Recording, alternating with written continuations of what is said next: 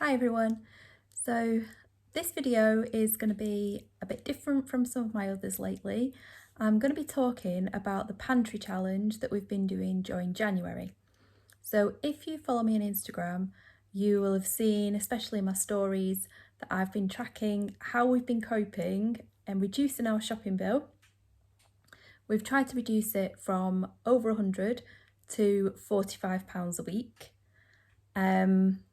For 6 of us, so that's quite a challenge, but we have been trying to use as much of the stored food from the freezer, the pantry, things that like dried things, the tins, things like the fruit in the freezer. I grow a lot of fruit on the allotment and at home in the garden, and that just tends to store up through the summer when we don't need it because there's plenty of fresh. So yeah, using up things has been the challenge. So we've done really well. My shopping bill has been really low.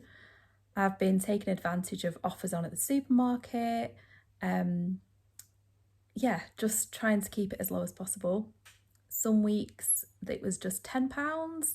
Other weeks it's kind of 30 something pounds, but we've definitely kept it below the 45 every week. So that's been a brilliant saving. Also, we've got quite inventive with the things that we've been able to make. We've got some new favourites, and the children have got really involved as well, especially my youngest. He's been making quite a few meals, which is a big help. So it's been really good to do. I've had a lot of really good feedback on Instagram and a lot of people asking me if they could have the recipes. So this video is really just to share those recipes with you. I hope they help other people trying to save a bit of money at this difficult time. So hope you enjoy them. Let me know if you'd like any more recipes. And if you do decide to have a go at some of these, I'd really love to hear how you get on. So the first recipe, and one of our favourites, is a mixed bean chilli. This is great because you can have it as chilli one night, pasta bake another night, chilli wraps a third night. It really does, it's so versatile. You can use tinned beans for this recipe, but I find dried more economical. You need to soak them overnight first though, and then drain off the liquid and they're ready to use. I like to make this recipe in my slow cooker just for energy saving purposes, but you could easily make it in a pan in the oven as well. Just put all of your ingredients into the slow cooker, cover with the weak stock and let it cook. I cooked ours for 4 or 5 hours on high. While I was in the supermarket, I managed to pick up a bag of cheap avocados. They were wonky ones that were also reduced in price. So I decided to make a nice big batch of guacamole. Most of us really like this. So we mash up the avocados, we mix it with loads of garlic and onion, a bit of chilli and lime juice, and it was absolutely delicious. And someone had fun making it. We also had cheesy nachos, which was yummy.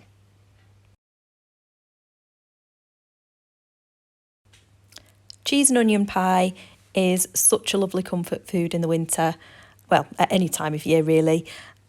We've just had our chickens start laying again, more prolifically after the better light in the evenings, so that seems to have made a big difference to them. So we're getting more eggs and therefore we can have more egg-based dinners. This one uses gluten-free pastry, but it would work just as well with regular flour, just leave out the xanthan gum. And you probably only need 1 egg. You just make sure your butter's cold and you mix it in with your flour and your xanthan gum. Here I am adding the xanthan gum. This just helps to bind.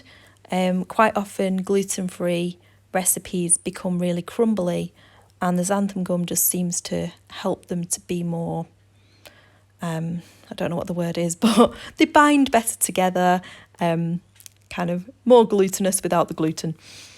So just mix that in. Really mix that in with your flour first. I forgot, so it went in after the butter. You then want to mix the butter into the flour with your fingers until it looks like breadcrumbs. Then you add your mixed egg and you squidge it together like this, as you can see. You're just trying to get it into a dough. So you just keep mixing, keep squeezing until you get a nice ball of dough. Then just pop this covered into the fridge until you're ready to use it. It'll also go into the freezer at this point. Just make sure you wrap it in cling film and foil. Easy mixture. I mix the corn flour and seasoning onto my grated cheese, and then I mix in the eggs. You need quite a few onions. Put them in a pan, just cover them with water and boil them until they're soft. And you then mix the onions into the cheesy egg mixture. Pour that into the bottom of your pot that you're going to cook it in, or your tin that you're going to cook it in, and cover with a pastry top. Give it an egg wash over the top and it's ready to bake in the oven. We enjoyed ours with an eclectic mix of vegetables from the freezer. Everybody said the pie was definitely the best part. Now, custard tart is something that my mum and my grandma used to make, and I thought was like magic. I figured it would be really difficult, but actually super simple. You just make some pastry, blind bake it, make your egg mix, cool it down a tiny bit, as you can see it's still steamy, and pour it in and bake it again.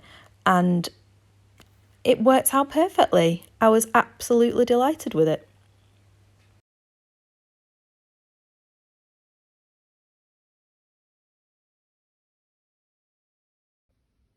This recipe for a crumble slice came from a friend Ben over on Instagram at plot27b Bristol. I think I've got that right. We just amended it a little bit because I'm gluten-free, so we changed it to add a bit of xanthan gum, and we put in some coconut just because we had some of that and it seemed to work. So it's a really lovely pudding. It also was really nice cold the next day, and it was a bit more firm then as well and held its texture better, held itself together better. So you make a crumble mix, you pat half of it down in the tray and use the other half on top of the fruit. We had it with custard. Isaac was very pleased. Isaac was inspired after doing some cooking at a friend's house for Chinese New Year.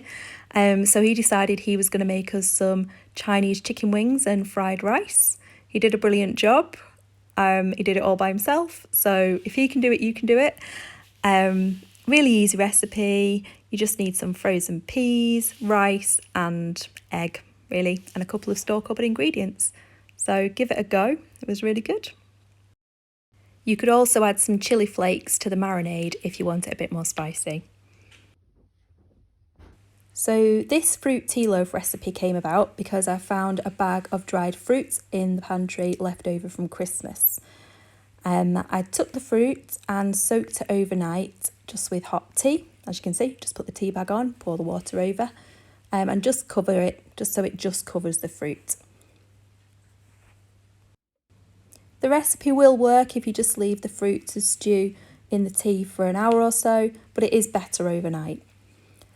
The recipe calls for butter or olive oil. I just find olive oil easy to use in this sort of recipe. You just mix all your ingredients wet and dry and then mix the two together, and then you bake it in the oven. I left mine in a little bit too long, kind of forgot about it, but it was great, no problem. I think all the fruit kind of kept it moist. Pasta bake is an absolute favourite in our house. This one is really easy and delicious, and I included a pasta bake topping that we sometimes use. It's easy to make. Unfortunately, we added a bit of milk to this one to spread it out, which didn't work quite as well. So I would recommend just stick to the yoghurt and don't thin it out. But it just adds a different dimension to your pasta bake and adds a bit of nutrition too.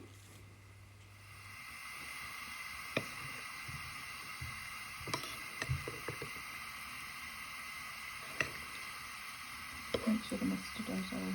I think you've already mixed the mustard oil in, haven't you? Yeah.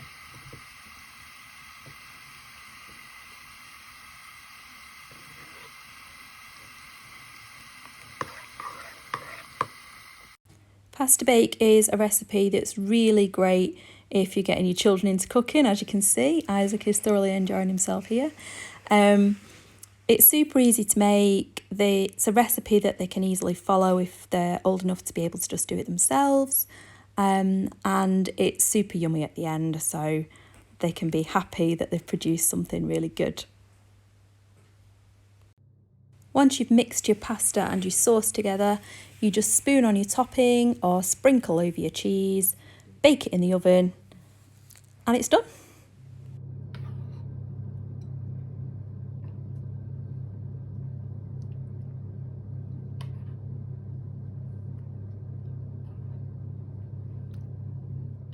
The feedback on this one was that it kind of needed a bit more cheese. I think maybe you can't have too much cheese on a pasta bake, but it was still delicious. So this last recipe is for Jerusalem artichoke soup. It's absolutely delicious, really easy to make. I grow Jerusalem artichokes on the allotment. They're a brilliant winter crop because they're ready for harvest at a time when there's not much else between November and March. I'm here digging them up. The problem with Jerusalem artichokes can be that they are a source of inulin, which is a carbohydrate that we can't process in our bodies. A way to deal with that and avoid the windy aftermath is to break down the inulin during cooking. You can do this by adding acid. So the lemon juice in the recipe breaks down the inulin and turns it into fructose so that our bodies can kind of cope with it and can digest it. But we still get the benefits of the inulin.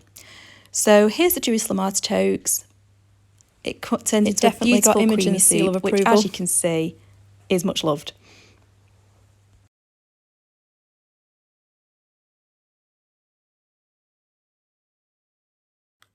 So that's it. Thanks so much for watching.